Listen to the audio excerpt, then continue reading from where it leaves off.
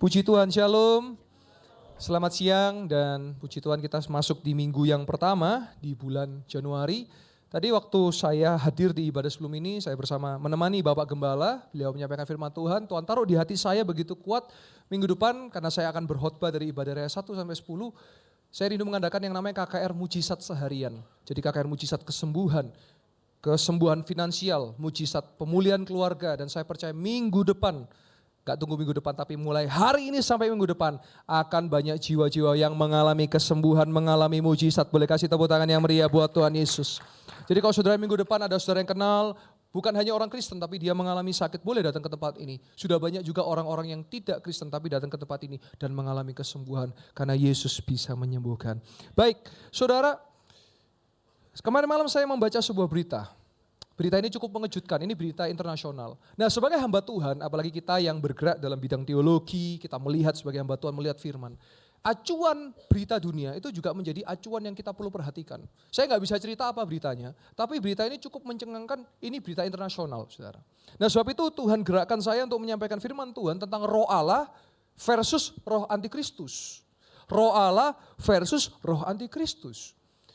Jadi kita lihat pergolakan dunia hari ini, saudara. Kita akan nanti belajar sama-sama, ya. Bagaimana kita tahu apakah kita sudah hidup dalam roh Allah atau tanpa sadar roh antikristus itu menyelinap di balik kita. Nah, saudara, hari ini muncul satu aliran yang namanya agnostik. Ada yang namanya ateis, ada yang namanya agnostik, ya. Ateis itu A artinya tidak ada teis Tuhan, berarti ateis tidak ada Tuhan. Tapi ini agnostik. Agnostik ini adalah orang-orang yang tidak bertuhan pada satu, tapi dia percaya pada semesta, alam semesta raya.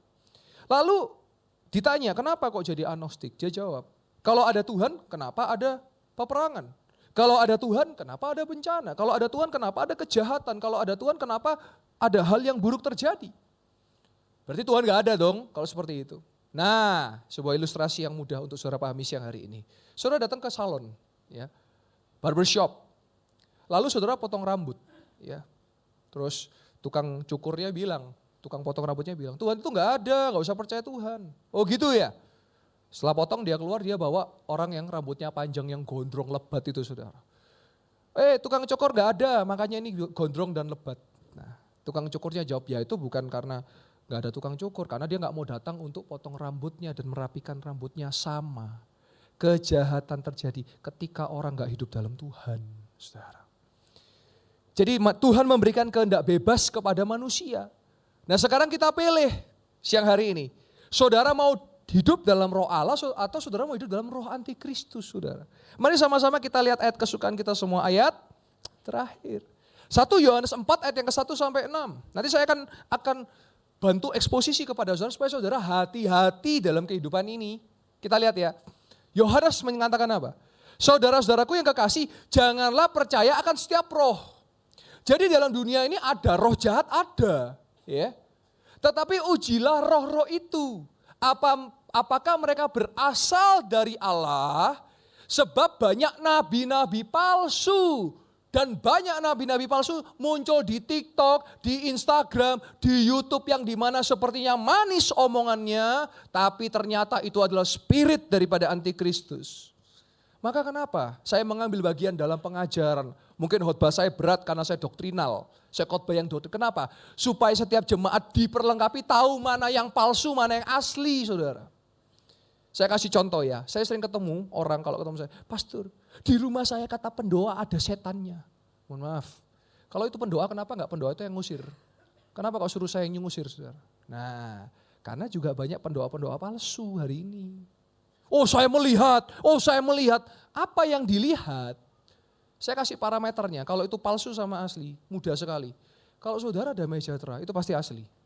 Tapi kalau saudara jadi takut, jadi mencekam, jadi begini, itu pasti palsu. Saya kasih contoh, suatu kali ada hamba Tuhan datang ke rumah saya, di rumah Bapak Gembala. Pada saat itu kami ada namanya pohon sawu, saudara. Nah, kita kan suka percaya pohon-pohonan kan, pohon pisang, pohon bambu, pohon sawu, yang dimana di situ setan pada ngumpul di situ kan. Nah ini kebiasaan kalau kita suka percaya begitu-begitu. Di rumah kami ada pohon sawu, langsung. Wah ini pohon sawu ini, ada setannya ini, harus ditebang ini. Ah mana? Saya hidup di rumah Bapak Gembala selama 20 tahun selama hidup. Nggak pernah nemu setan. Karena nanti kita akan lihat ayat keempat. Karena roh yang ada dalam diri saudara dan saya lebih besar dari segala roh dalam dunia. Hati-hati. Banyak sekarang nabi-nabi palsu. Dikit-dikit apa saudara? Nubuatan. Karena saya harus menyampaikan ini kepada jemaat, hati-hati saudara. Jangan gampang sang nubuat. Coba hari ini saya dinubuatkan apa. Coba cek, kenapa nubuatan yang hari ini, kenapa selalu bicara tentang uang, materi. Padahal dalam Alkitab, nubuatan itu bicara tentang menyatakan kemuliaan Allah dalam dunia ini. Contoh, saya lihat minggu depan engkau akan dapat 10 juta ya. Gak usah minggu depan, minggu ini pinjol turun itu 10 juta. Saudara. Saya lihat minggu depan engkau akan dapat mobil, tapi harus bayar DP-nya dulu. Ya gak usah dinubuatkan, saudara bayar DP, turun mobilnya saudara. Hati-hati. Saya pernah ketemu dengan seorang dari online. Pastor, saya kecewa sama Tuhan. Kenapa? Karena ada nubuatan dari hamba Tuhan. Yang spesialis. Nubuatan. Anak saya dinubuatkan akan dapat permanent residence dari sebuah negara. Desember dalam nama Yesus. Sudah Januari saudara. Bleset saudara. Hati-hati. Ayat 1 coba perhatikan. Ayat 1 tolong dikembalikan multimedia. Ayat 1. Tetapi ujilah roh-roh itu. Hati-hati saudara. Saudara jangan, hari ini firman Tuhan berkata apa? Manusia akan senang yang mereka dengar. Dan perhatikan, firman Tuhan gak pernah salah. Ada satu nubuatan, nanti di akhir zaman, orang tidak bisa lagi mendengar kebenaran firman. Jadi dikandani gak iso, angel tuturani. Jangan berdosa gak bisa. Selingkuh, najis. Karena ini akhir zaman, maka saya rindu. Jemaat Tuhan hari ini, engkau harus bedakan engkau ada di dalam roh Allah atau engkau hidup di dalam roh antikristus. Saudara, suatu kali ada kasus perselingkuhan. Saudara. Ada suami pulang ke rumahnya menemukan istrinya di kamar dalam kondisi yang gak baik. Pintu jendela kamarnya, balkonnya terbuka. Dia cepat-cepat lari lihat ada laki-laki lari. Oh ini yang main ini yang kurang ajar ini. Dia lempar lemari saudara, berat kan dilempar. Gitu. Sakit punggungnya saudara. Dia datang ke dokter. Sakit apa pak? Punggung saya sakit dok. Loh kenapa? Istri saya selingkuh dok. Saya lempar lemari yang besar itu dok. Punggung saya sakit. Ya ini obat buat kamu, pulang. Selang berapa jam kemudian ada seorang pria datang. Punggungnya sakit juga saudara. Terus dokternya tanya, kenapa punggungnya sakit? Saya yang tadi kena lemari dok. Dokternya mikir, iki pelaku, iki biangi ya. Nih obat, pulang. Selang berapa jam, datang lagi laki-laki saudara. Dok, punggung saya sakit dok. Terus dokternya tanya, kamu yang lempar lemari atau yang kena lemari? Terus dia jawab, saya yang di dalam lemari dok. Pelakunya ternyata saudara. Kamu ketahuan saudara. Jadi ujilah setiap roh. Nah, kenapa saya bilang berita yang kemarin malam yang breaking news itu karena dunia sedang menuju yang namanya New World Order. Satu kepemimpinan. Negara lain bisa nangkep presidennya negara lain loh saudara. What? Saya baca rame banget itu di berita. Bayangkan satu negara bisa nangkep presiden negara lain. Dan dunia sedang menuju kepada satu kesatuan kepemimpinan dunia. Yang dimana kalau saudara baca Alkitab, makanya kenapa Bapak Gembala saya ingatkan saudara baca Alkitab. Nanti antikristus itu muncul satu, bukan sekelompok. Muncul satu yang memimpin dunia ini saudara. Nah gereja kita ada pada doktrin, karena ada banyak doktrin eskatologi ya. Kita doktrinnya adalah pre-tribulasi dan pre-millennium. Nah apa itu saudara? Apakah kaitannya ada dengan pre-nagen atau pre-pre yang lain saudara? Bukan. Pre-tribulasi artinya ketika nanti antikristus itu naik, 3,5 tahun dia akan pura-pura, 3,5 tahun baru dia akan bantai seluruh manusia di dunia. Dengan siapa yang gak mau pakai cap, gak mau pakai chip, gak bisa belanja. Siapa yang gak mau ikut tunduk, habis mati. Kalau kita percaya tribulasi, berarti pre-tribulasi artinya ketika sebelum antikristus naik, kita akan mengalami namanya rapture atau pengangkatan. Nah pre-millennium artinya ketika Yesus turun ke dunia kedua kali dan menghancurkan, mengalahkan antikristus pada bagian pertama sebelum untuk selamanya, nanti kita akan bersama-sama dengan Yesus memimpin selama 1000 tahun lamanya, namanya 1000 tahun masa damai saudara. Nah itu yang kita percaya. Maka dari itu hari ini, dengan sesuai dengan apa yang doktrin kita percaya, setialah dan kuduslah dan hiduplah kebenaran supaya ketika rapture itu tiba, kita tidak tertinggal, saudara. Kenapa? Kalau kita tertinggal, apa yang terjadi? Ya selamat menikmati 7 tahun, ciayo dan semangat bersama-sama dengan antikristus, saudara. Nah, kita lihat ayat yang kedua. Demikian kita mengenal roh Allah. Setiap roh yang mengaku bahwa Yesus Kristus telah datang sebagai manusia berasal dari Allah. Jadi orang yang percaya dan mengaku bahwa Yesus adalah Allah, Yesus adalah Tuhan, Juru Selamat yang berinkarnasi menjadi manusia, berarti saudara udah hidup dalam roh Allah. Ayat yang ketiga. Dan setiap roh yang tidak mengaku Yesus, menyangkal Yesus, tidak berasal dari Allah. Jadi orang-orang yang gak percaya Yesus, orang-orang yang gak mau terima Yesus, ya mereka antikristus, karena mereka anti dengan Kristus. Tidak berasal dari Allah. Roh itu adalah roh antikristus. Dan tentang dia telah kamu dengar bahwa ia akan datang dan sekarang dia sudah di dalam dunia. Sekali lagi saya ingatkan, kalau saudara mau tahu lihat pergerakan dunia, silakan berita internasional. Tadi saya sudah spill ya, bagaimana bisa sebuah negara menangkap presidennya negara lain. Gimana itu aturannya? Karena memang menuju kepada New World Order. Satu kepemimpinan akan dunia ini, saudara. Maka hari ini saya selalu check up berita-berita internasional. Timur Tengah saya selalu check up. Kenapa? Karena menyesuaikan dengan Alkitab. Karena Alkitab telah mencatat banyak nubuatan-nubuatan tentang akhir zaman, saudara. Lanjut ayat yang keempat. Nah ini perhatikan saudara. Kamu berasal dari Allah anak-anakku. Nah ini hati-hati saudara. Kalau saudara di rumah misalnya ada orang bilang, oh ini ada setannya harus nabur garam, harus nabur ini. Saya definisikan palsu itu saudara. Karena Alkitab mencatat tabur garam? Enggak. Alkitab mencatat sebab roh yang ada dalam kamu lebih besar daripada roh dalam dunia. Dan kamu telah mengalahkan nabi-nabi palsu itu. Kuasa gelap itu. Makanya kenapa saya bersyukur ya beberapa jemaat yang dengar khotbah saya, apalagi saya ketika bahas tentang kuasa gelap, tentang exorcism deliverance. Kenapa sih saya mulai pelayanan itu sebelum saya masuk ke mujizat kesembuhan? Karena saya sering lihat orang Kristen tapi takut be setan, orang Kristen tapi suka cerita setan, orang Kristen takluk sama setan. Padahal roh yang di dalam kita, coba lihat, roh di situ R-nya besar. Karena ada Roh Kudus dalam hidup kita, maka kita bisa kalahkan segala roh dalam dunia ini. Jadi saudara jangan mau nanti bakar daun pandan, naruh paku, ya Tuhan, cek mau digobloki saudara. Kalau saya cukup berdiri dan berkata, dalam nama Yesus aku usir segala kuasa gelap. Hilang saudara. Karena roh yang ada dalam diri saudara lebih besar dari segala roh dalam dunia ini. Apa indigo mau bilang, oh saya kelihatan ini, kelihatan kok seneng, kelihatan gitu saudara. Itu palsu indigo itu, nabi palsu itu. Bikin orang takut, bikin orang mencekam. Indigo itu keturunan yang dimana orang tuanya pernah dengan kuasa gelap. Namanya kutuk keturunan. Hati-hati saudara, ini banyak palsu-palsu. Mohon maaf saya harus agak tegas pada bidang ini. Supaya saudara jangan gampang, kata indigo ini, kata ini punya kelebihan. Itu enggak kelebihan, kekurangan itu. Karena itu kutuk keturunan harus dilepaskan.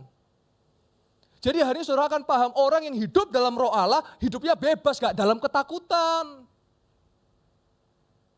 Kalau roh antikristus pasti ketakutan. Ayat yang kelima. Lihat saudara. Mereka berasal dari dunia sebab itu mereka berbicara tentang hal-hal duniawi. Dan dunia mendengarkan mereka. Jadi bicara ngomongin tentang hal duniawi seneng banget. Gak pernah ngomongin tentang sorga, gak pernah ngomongin tentang apa perkara-perkara di atas. Ngomongin tentang uang, cuan terus. Ngomong tentang hal yang duniawi terus, boleh bahas. Tapi kalau terus menerus dan tidak pernah membicarakan tentang firman Tuhan, itulah roh antikristus. Ayat yang ke-6, terakhir. Kami berasal dari Allah. Barang siapa mengenal Allah, ia mendengarkan kami. Kalau Anda hari ini bersyukur masih datang ke gereja, dengarkan firman, puji Tuhan, engkau berasal dari Allah. Dan engkau mengenal Allah. Tetapi barang siapa tidak berasal dari Allah, ia tidak mendengarkan kami, tidak mendengarkan firman. Itulah tandanya roh kebenaran dan roh yang menyesatkan.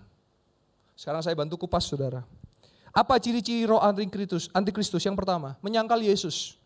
Orang-orang yang tidak mau mengaku Yesus, orang-orang yang menyangkal Yesus itu pasti antikristus. Yang kedua, penyesat dan pendusta. Membicarakan hal yang bohong, membicarakan hal yang palsu.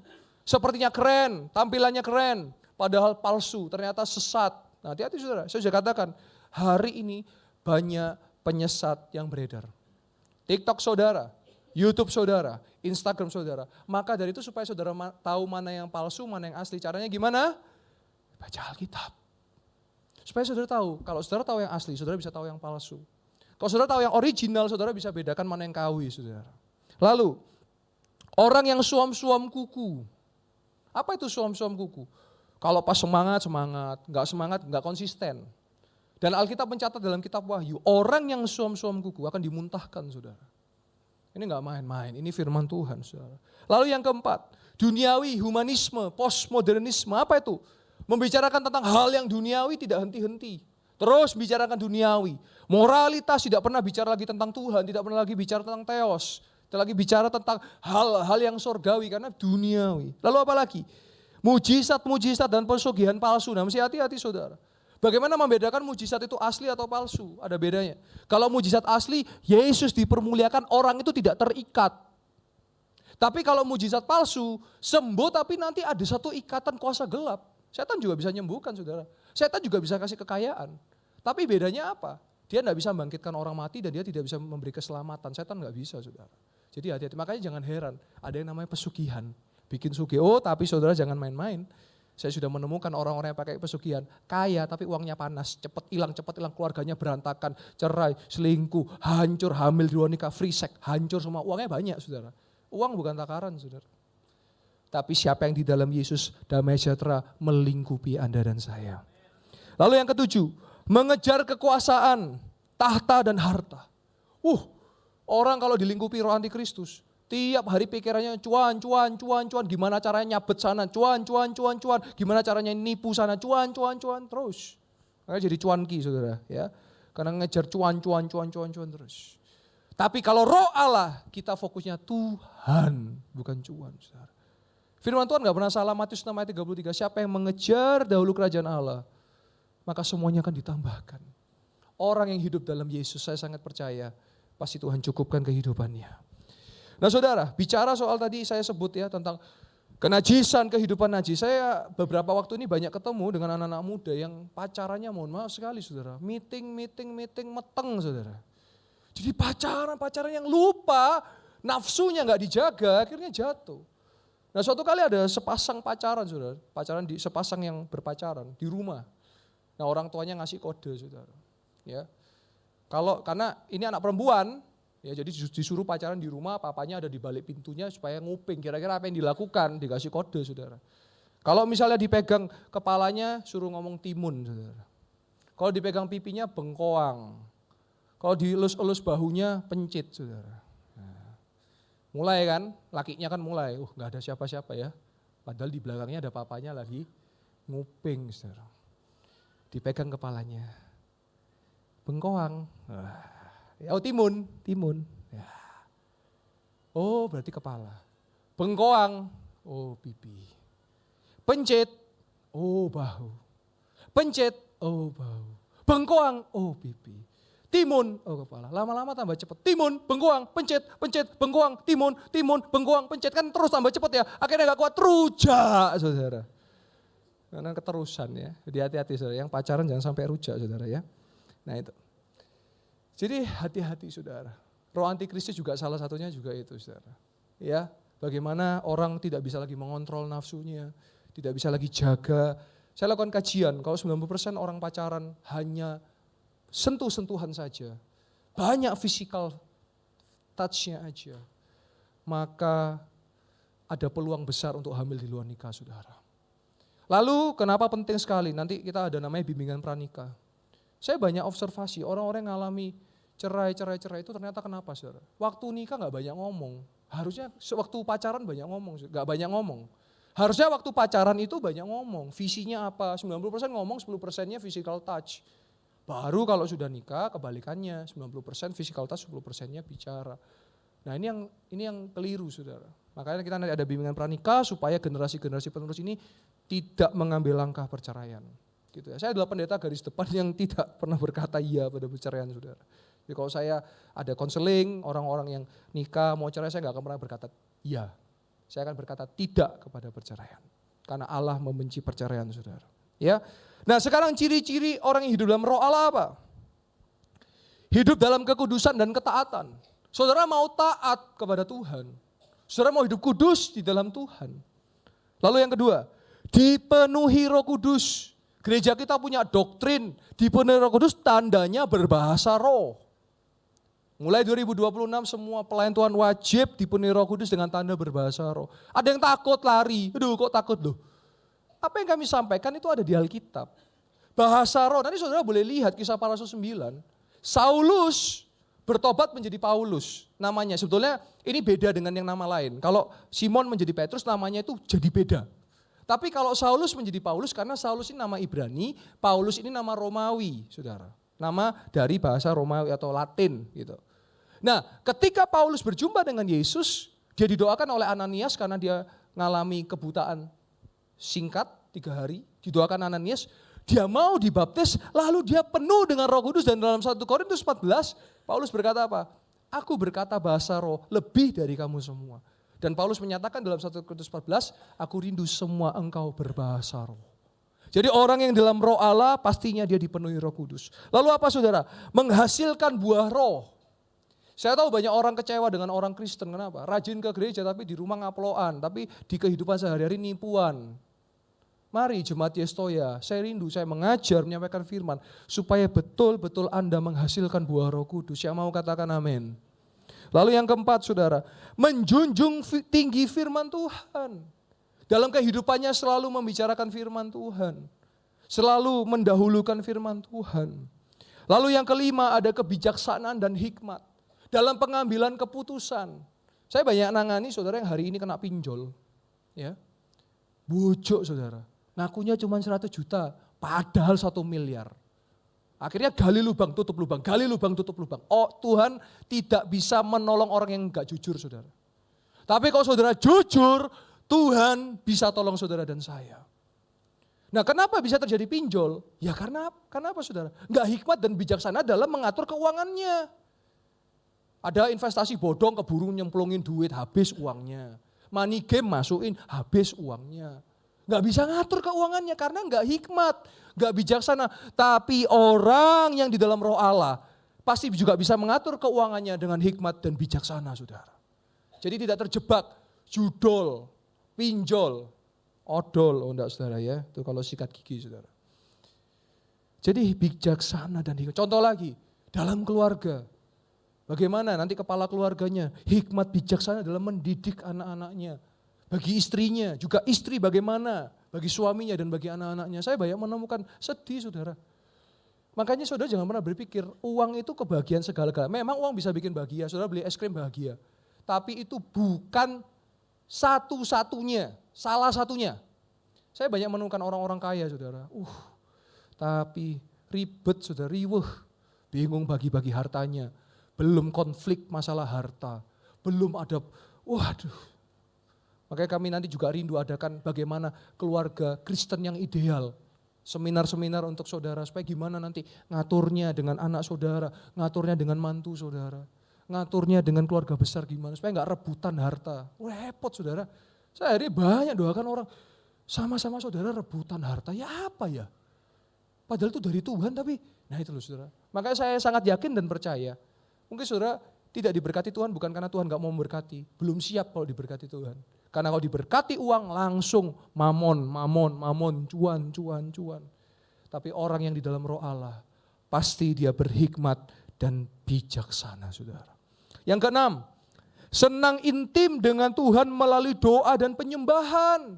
Sudahkah engkau bangun dan berdoa kepada Tuhan? Atau saudara bangun langsung ngecek tagihan, ngecek omset, atau saudara ngecek apa yang di HP saudara. Coba ambil waktu untuk saudara doa.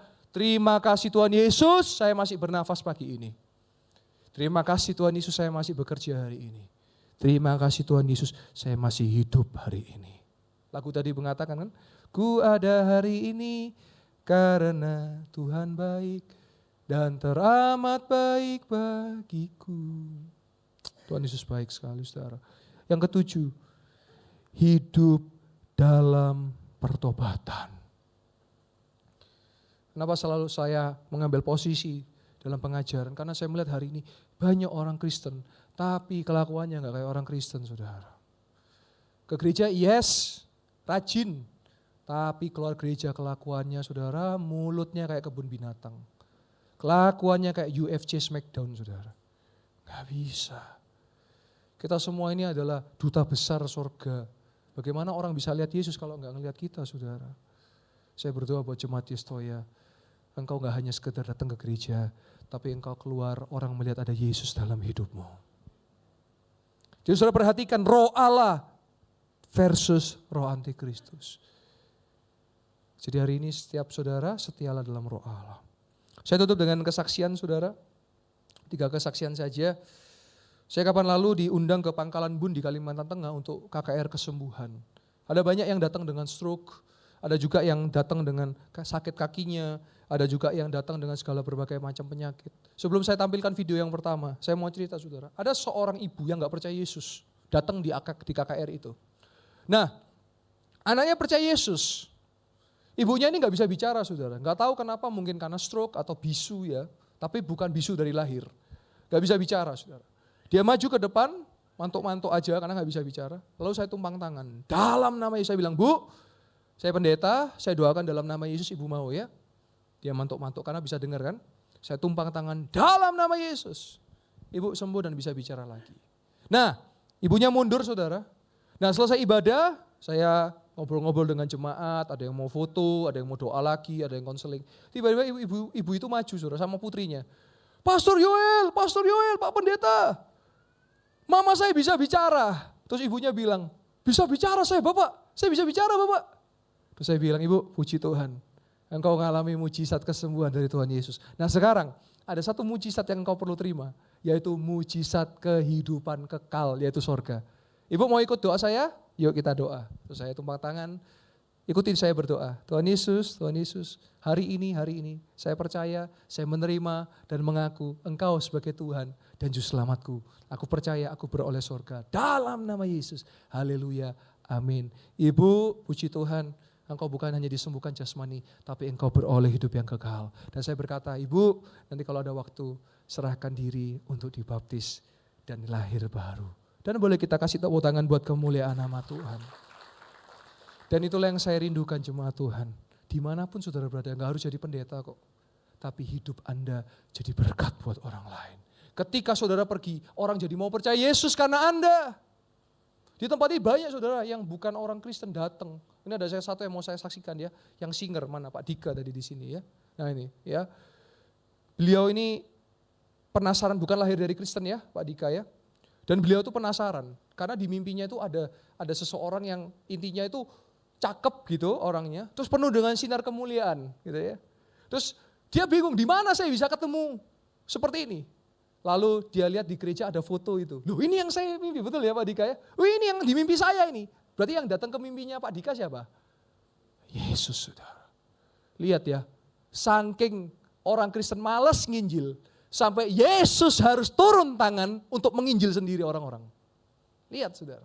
Karena kita sudah terlalu sibuk dengan hal duniawi sampai lupa amanat agung Matius 28, 19-20. TikTok saudara itu bisa dipakai buat menginjil. Saya pakai TikTok saya untuk menginjil, saya pakai Instagram saya. Boleh joget, tapi jangan kebanyakan jogetnya. Ini jogetnya, aduh. Saya ke supermarket, HP ditaruh, kan tahu kan kelihatan ya. Gini terus maju-maju gini. Wah, tapi kalau di gereja gini kayak patung, tapi kalau joget, nah itu. Pakai TikTok saudara untuk bagi Injil, kesaksian saudara itu bisa memberkati. Nah singkat cerita Pak Dika itu terus lakukan komunikasi dengan sekretariat, dengan Pak Gembala, dengan saya, betul ya. Saya ingat tahun lalu kalau nggak salah, atau awal tahun lalu ya. Terus awal tahun ya, oh Januari, Pastor Joel, saya boleh nggak ketemu? Ayo ketemu, hari Sabtu ya. Terus dia bilang, saya mau belajar tentang Yesus, ayo. Terus saya kasih pemaparan tentang kekristenan, terus saya bilang, ayo Pak gimana, mau percaya Yesus, mau dibaptis gak? Langsung, besoknya ya, saya mau dibaptis dan besoknya saudara jam 11 siang hari Minggu, dibaptis terima Yesus sebagai Tuhan dan Selamat. Boleh kasih tepuk tangan buat kemuliaan nama Tuhan. Lalu apakah cukup cuman percaya Yesus, dibaptis? Enggak, saya tantang, ayo pelayanan. Dia maju ke depan, minta dipenuhi Roh Kudus, dia bahasa roh saudara. Dan akhirnya dia daftar melayani Tuhan. Dan saya percaya Tuhan Yesus baik buat Pak Dika dan Tuhan Yesus baik buat kita semua. Boleh kasih tepuk tangan yang meriah buat Tuhan Yesus. Dan saya mau tanya apa Dika, ketika engkau jadi orang Kristen dan percaya Yesus, ada perubahan dalam hidup? Sangat banyak, betul nggak? Nah, orang yang berjumpa dengan Yesus pasti mengalami perubahan hidup. Kalau belum berubah, cek lagi sudah berjumpa dengan Yesus belum? Karena orang yang berjumpa dengan Yesus pasti hidupnya berubah, saudara. Mari kita lihat video yang pertama. Ada seorang ibu yang dia sakit kakinya. Saya di mimbar berkata, di sini ada yang sakit kaki, boleh maju ke depan. Kakimu sudah sembuh, saya bilang begitu. Dan puji Tuhan orang ini maju dan berkata, kaki saya sudah sembuh. Kita lihat sama-sama kaki yang disembuhkan oleh Tuhan Yesus. Saya katakan itu, lakukan dengan ibu siapa? Ibu Laura, bagaimana sebelumnya dan bagaimana selanjutnya yang Tuhan lakukan sifatkan? Sakit. Lalu, coba ibu boleh coba mengatakan saya. Coba berdiri, coba lihat masalah. Sakit tidak? Siapa yang menyembuhkan ibu? Menyembuhkan siapa? Masih tepuk tangan buat Tuhan Yesus. Oh, saya boleh kasih tepuk tangan yang meriah buat Tuhan Yesus. Selanjutnya ada seorang bapak sakit stroke, saudara. Datangnya pertama dia kayak gini kan, kalau stroke kan gitu ya, kadang-kadang gitu ya. Tapi pulang dia jalannya lancar, saudara. Kita lihat sama mama stroke yang disembuhkan oleh Tuhan Yesus. Pak Paulus, sebelumnya apa yang dialami Pak? Stroke bagian mana Pak? Kiri. Yang kiri. Sekarang yang dirasakan? Coba kita jalan bareng Pak, ya Pak. Jalan lebih cepat Pak. Sebelah kiri lagi ya. Kirinya stroke ya. Sekarang gimana Pak? Lancar. Siapa yang menyembuhkan Pak? Kasih tepuk tangan buat Tuhan Yesus.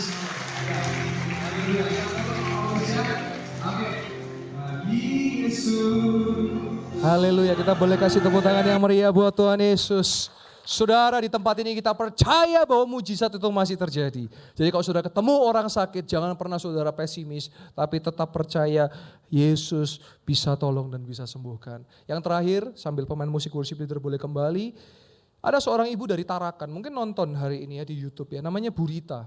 Karena di Tarakan di daerah Kalimantan, beliau nggak bisa datang ke Malang, saudara. Beliau punya masalah dengan tangannya nggak bisa dibuka, nggak bisa ditutup kalau tidak salah ya, nanti kita lihat di screenshotnya. Lalu beliau ikut ibadah di tempat ini ketika saya khotbah, dan saya selalu tantang jemaat Tuhan untuk profetik. Contohnya, saudara datang, kalau saudara datang dengan sakit, letakkan tangan saudara pada bagian yang sakit, dan yang melakukan akan mengalami kesembuhan. Dan betul saudara, ibu ini taruh tangannya pada bagian yang sakit, dan kita lihat sama-sama screenshotnya, saya akan bacakan karena beliau catat dari ini. Shalom, saya Ibu Rita mau bersaksi tentang mujizat dan pertolongan Tuhan.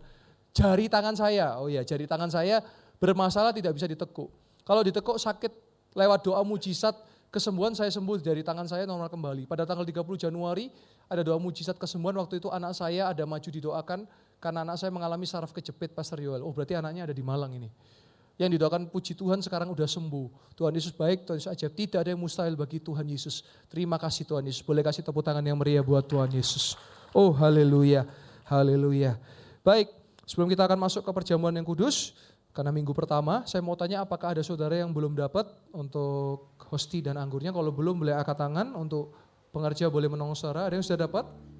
Kalau sudah dapat, saudara boleh buka terlebih dahulu pada hosti atau roti dan baru terakhir anggurnya. Ya. Dan di situ juga ada ayat Alkitab buat saudara dan saya. Kalau saudara mau foto dulu silakan. Jadi berkat buat banyak orang. Ya. Saya dapat ayat, diberkatilah orang yang mengandalkan Tuhan, yang menaruh harapannya pada Tuhan. Yeremia 17 ayat yang ke-7. Mari saya undang jemaat Tuhan boleh bangkit berdiri. Kita akan masuk dalam perjamuan yang kudus. Saudara, sedikit penjelasan tentang sakramen ini. Ya.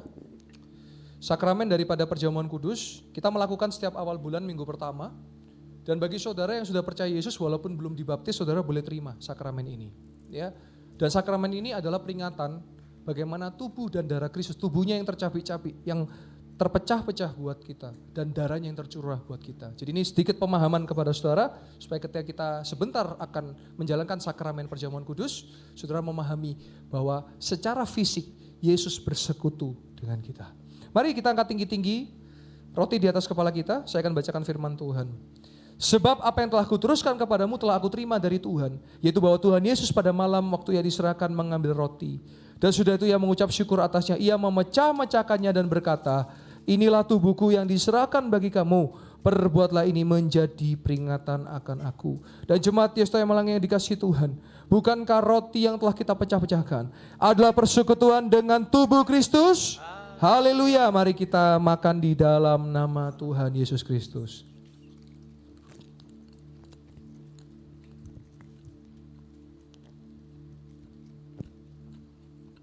Mari kita angkat tinggi-tinggi cawan di atas kepala kita. Oleh darahnya yang mahal, dosa saudara dan saya telah ditebus. Oleh bilur-bilurnya yang sakit telah disembuhkan. Demikian juga ia mengambil cawan sudah makan lalu berkata, cawan ini adalah perjanjian baru yang dimeteraikan oleh darahku. Perbuatan ini setiap kali kamu minumnya menjadi peringatan akan aku. Sebab setiap kali kamu makan roti dan minum cawan ini, kamu memberitakan kematian Tuhan sampai ia datang. Dan jemaat Yesus yang malang yang dikasihi Tuhan, bukankah cawan yang telah kita angkat tinggi-tinggi di atas kepala kita dan penuh dengan pengucapan syukur adalah persekutuan dengan darah Kristus? Haleluya. Mari kita minum dalam nama Tuhan Yesus Kristus. Saudara boleh letakkan cawan saudara di kursi masing-masing. Sebelum saya akan mendoakan pelayan-pelayan Tuhan yang belum didoakan pengurapan, saya rindu mengajak jemaat Tuhan untuk masuk ke dalam hadirat Tuhan. Saudara sudah mendengar roh Allah versus roh antikristus. Akhir zaman ini semakin masif antikristus untuk melancarkan kepemimpinan satu di dunia ini. Tetapi orang yang percaya Yesus yang dalam naungan roh Allah pasti akan diselamatkan dan ditolong oleh Tuhan Yesus.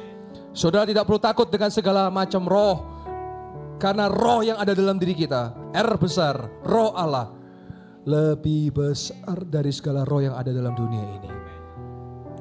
Saya tidak tahu apa yang saudara sedang hadapi. Saya hanya manusia biasa, tapi saya punya Yesus Tuhan yang luar biasa. Dia mengerti setiap apa yang engkau alami, dan dia peduli akan setiap apa yang engkau alami. Kita boleh nyanyikan lagu ini. Yesus mengerti, Yesus peduli persoalan yang sedang terjadi. Yesus mengerti, Yesus mengerti, dan Yesus peduli. Yesus peduli. Amin.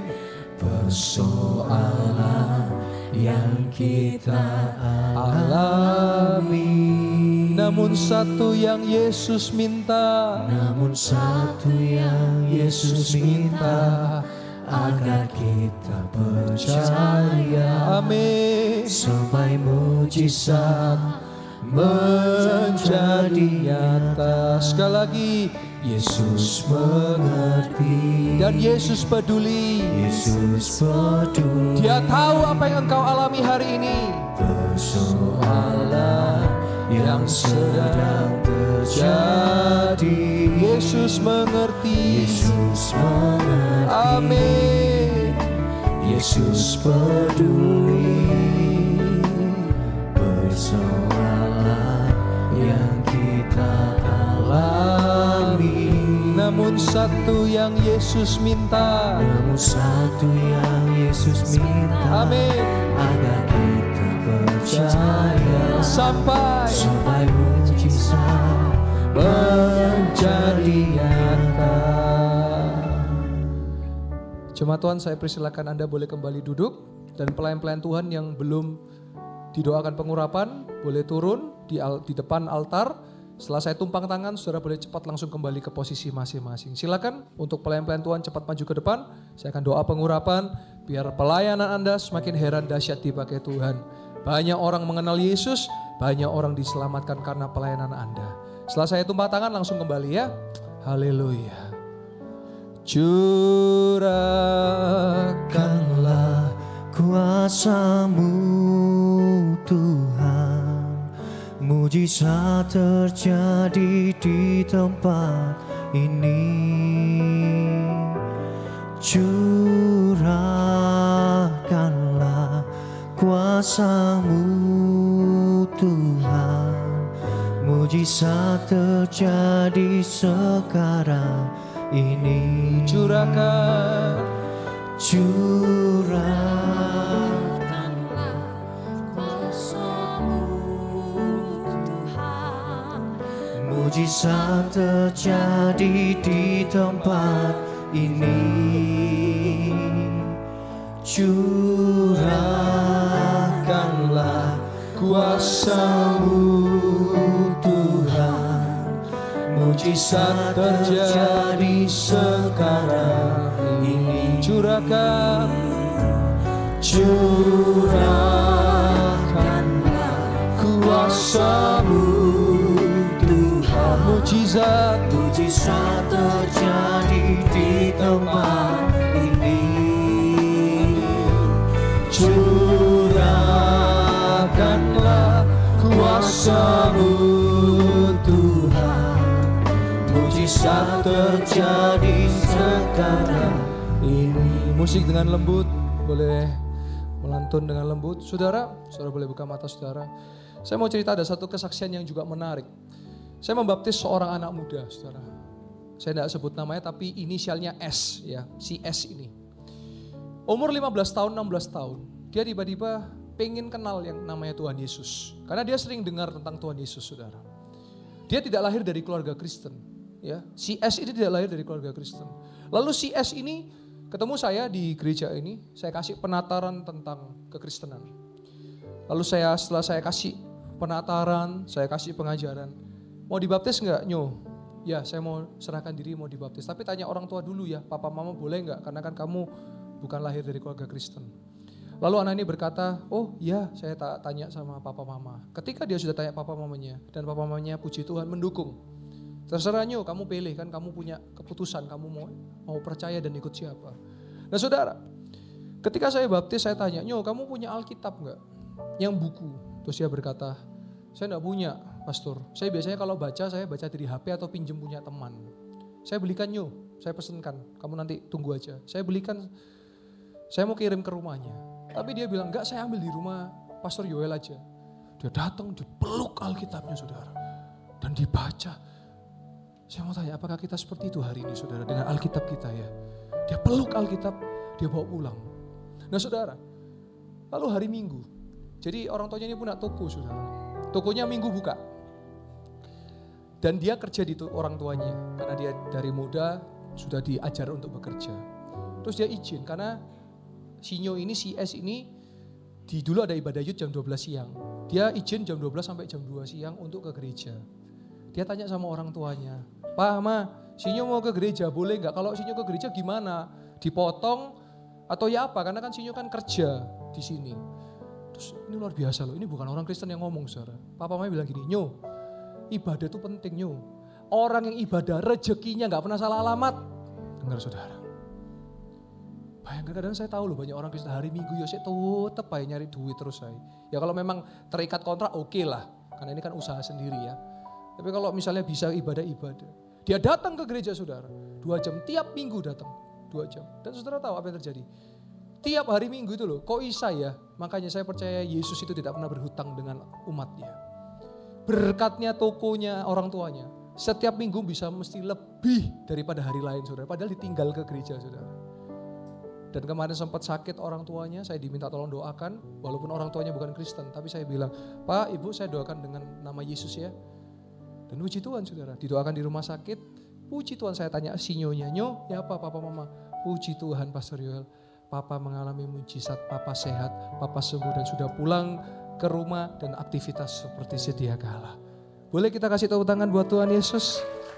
Dan saya rindu mendengar dari Anda cerita-cerita yang seperti ini.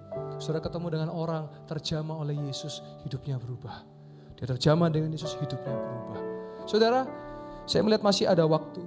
Saya rindu jemaat Tuhan yang mau didoakan siang hari ini. Yang saudara mungkin sakit jasmani. Yang mungkin saudara sedang terikat dengan sesuatu. Saudara gak usah gengsi, gak usah sungkan. Cepat boleh maju ke depan. Saya minta tolong catcher boleh siap. Saya mau berdoa buat engkau. Saya lihat masih waktunya masih luang untuk saudara berdoa. Saya mau berdoa buat yang sakit jasmani. Dan saudara yang sakit rohani. Mungkin saudara mengalami ikatan dalam hidup saudara. Mungkin saudara mengalami masalah dalam hidup saudara. Silakan saya tunggu saudara. Jangan gengsi di hadapan Tuhan. Saya tahu ada saudara yang datang dengan sakit tapi saudara gengsi nunggu satu maju baru saudara maju. Gak usah langsung maju. Makasih. Ya, terima kasih. Saya akan berdoa buat Anda. Silakan, siapa lagi? Saya tunggu. Saya percaya ada. Yang sudah maju saudara fokus doa ya. Saya mau berdoa buat Anda. Kalau saudara mau didoakan secara khusus info saya. Mau didoakan apa saudara? Mau didoakan apa? Tolong info saya. Entah itu masalah finansial. Entah itu masalah sakit penyakit jasmani. Kalau saudara sakit jasmani tolong info saya. Saya mau berdoa buat saudara. Saya gak tahu siapa yang sudah datang dengan benjolan pagi hari ini. Saudara datang dengan benjolan. Tapi saudara gak maju. Saya tunggu saudara di depan. Dia mau lenyapkan benjolan Anda. Dia mau hancurkan benjolan Anda. Ora basyara la bahara makala la masyada la mala la mala mala mala mala. Syada lama. Silakan, masih ada waktu, masih ada waktu.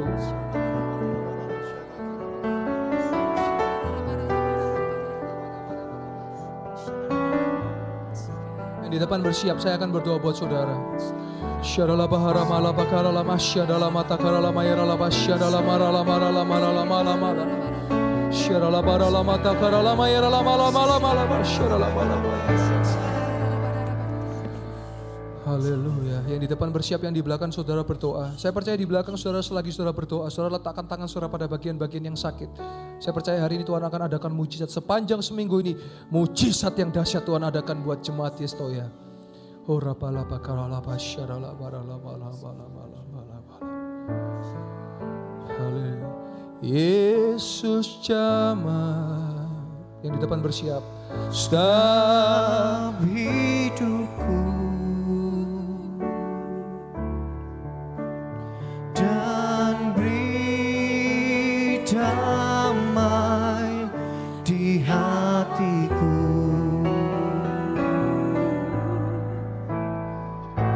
Semua telah berubah dan aku tahu Yesus jamah ku jadi baru. Dengan ibu siapa, Bu? Bu Darti. Baik, saya dengan Bu Darti. Bu Darti yang tadi saya bilang punya benjolan ya. Benjolan, sudah dioperasi, mau 3 tahun tapi muncul lagi. Nah, sebentar saya doa, nanti ibu kan mau kontrol rencana. Besok ya mau kontrol, percaya hari ini kita doa sama-sama, besok kontrol hasilnya bagus, tidak timbul dan tidak perlu operasi lagi, Bu, karena Tuhan Yesus yang kerjakan. Sudah jadi saksi ya hari ini, Yesus berkuasa, kita doa sama-sama. Oh, rabasyara.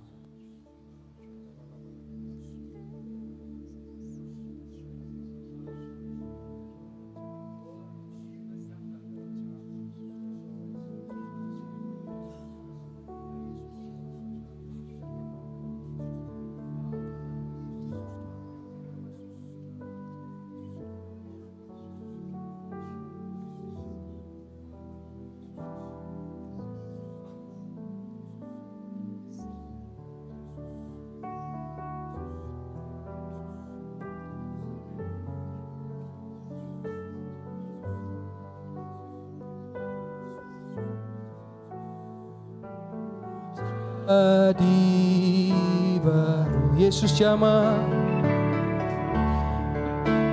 Yesus jamah segenap hidupku dan beri damai di hatiku. Semua telah berubah dan aku tahu Yesus jamah ku jadi baru. Yesus jamah segenap hidupku dan beri damai di hatiku.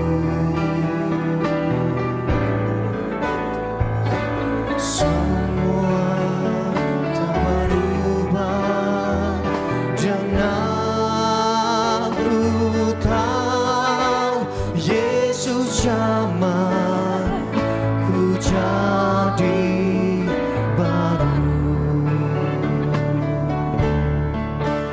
Yesus jamah segenap hidupku.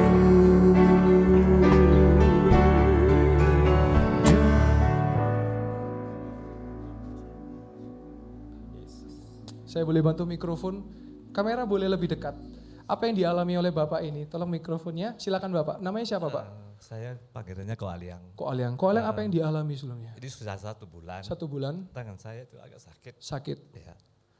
Udah pengobatan, Pengobatan. tapi luar biasa kali ini nggak sakit. Coba ditujukan ke kamera Pak. Ya. Tadi itu kayak trigger finger ya Iya. Pak ya. Tadi saya lihat kayak Iya, gini. tek. Nah, Kayak gini. Tapi coba sekarang Pak. luar biasa. Siapa yang menyembuhkan Bapak? Tuhan Yesus. Kasih tepuk tangan buat Tuhan Yesus. Bapak setia dengan Tuhan Yesus. Lebih lagi Tuhan berkati Bapak. Kasih. Amin, amin. Tuhan berkati. Amin. Haleluya. Kasih tepuk tangan yang meriah buat Tuhan Yesus. Wow. Yang di depan berdoa, percaya Yesus jamah. Amin. Senang hidupku dan beri damai di hatiku. Semua telah berubah dan aku tahu Yesus jamah ku jadi baru. Yesus jamah setiap hidupku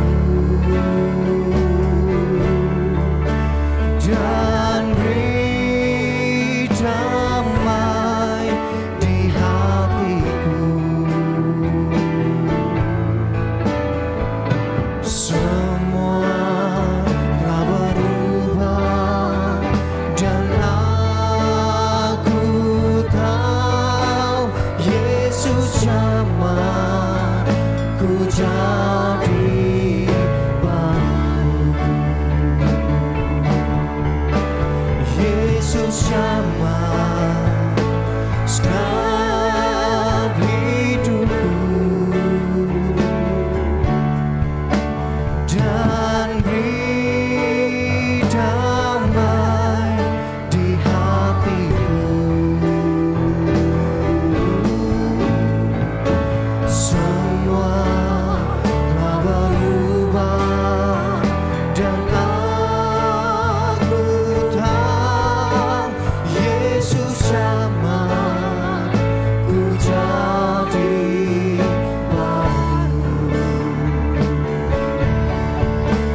Yesus jamah setiap hidupku dan beri damai di hatiku. Semua telah berubah dan aku tahu Yesus jamah ku jadi baru. Yesus jamah senang hidupku dan beri damai di hatiku. Semua telah berubah dan aku tahu Yesus jamah ku jadi baru. Yesus jamah senang hidupku dan beri damai di hatiku. Semua telah berubah dan aku tahu Yesus jamah ku jadi baru. Kita boleh kasih tepuk tangan yang meriah buat Tuhan Yesus. Wow, dahsyat tadi Koaliang ya. Kalau saudara tadi lihat, nggak tahu kamera syuting apa enggak, waktu triggernya itu sempat awal datang kayak gitu ya. Tapi tiba-tiba bisa kembali dengan sempurna. Saya percaya sampai detik ini saudara di gereja Istaya, mujizat masih dan pasti terjadi. Boleh kasih tepuk tangan yang meriah buat Tuhan Yesus. Saudara, sebelum saya tutup dalam doa firman, Saya tidak tahu siapa orangnya, tapi saudara sedang mengalami satu masalah finansial dalam kehidupan saudara. Saudara nggak mau maju takut soalnya, nggak apa-apa. Tapi saya mau bilang tolong dengarkan saya bagi orang ini yang mengalami masalah finansial, yang saudara sedang dikejar akan sesuatu. Saya mau bilang, mulai malam hari ini saudara datang ke Tuhan sujud doa. Saudara terbuka dengan Tuhan apa yang saudara sudah lakukan yang nggak karu-karuan itu. Terus saudara minta ampun, saya percaya hari Senin, saudara akan ketemu dengan orang-orang yang akan nolong Anda. Dan saya percaya nanti WA saya akan ada dengar kesaksian saudara sudah menang dan Tuhan sudah tolong finansial saudara. Dan saya percaya boleh kasih tepuk tangan yang meriah buat Tuhan Yesus. Saya rindu setiap kita dipenuhi dengan Roh Allah. Karena ketika kita dipenuhi dengan Roh Allah, hidup kita akan jadi berkat buat banyak orang. Dan saudara akan mengalami senantiasa pertolongan dan mujizat daripada Tuhan. Sekali Yesus, selamanya Yesus. Amin. Haleluya. Sekali lagi boleh kasih tepuk tangan yang meriah buat Tuhan Yesus. Mari aminkan setiap perkataan doa yang akan saya ucapkan. Dan katakan dengan lantang dan percaya. Yang sakit sudah disembuhkan. Amen. Yang lemah sudah dikuatkan. Amen. Yang sedih sudah dihiburkan. Amen. Dan yang berputus asa Tuhan sudah berikan kekuatan yang baru. Amen. Yang ada masalah utang piutang, Tuhan Yesus pasti sertai. Amen. Pasti tolong sampai lunasnya. Yang sedang mencari pekerjaan, Tuhan pasti sediakan pekerjaan yang terbaik. Amen. Dan yang mencari pasangan hidup, Tuhan juga sediakan pasangan hidup yang terbaik. Kami percaya Tuhan sampai detik ini di tempat ini mujizat masih terjadi dalam nama Yesus. Kami berdoa dan mengucap syukur dalam nama Tuhan Yesus Kristus. Dan setiap jemaat Tuhan yang percaya sama-sama kita boleh berkata amin. Sekali boleh kasih tepuk tangan yang meriah buat Tuhan Yesus. Haleluya.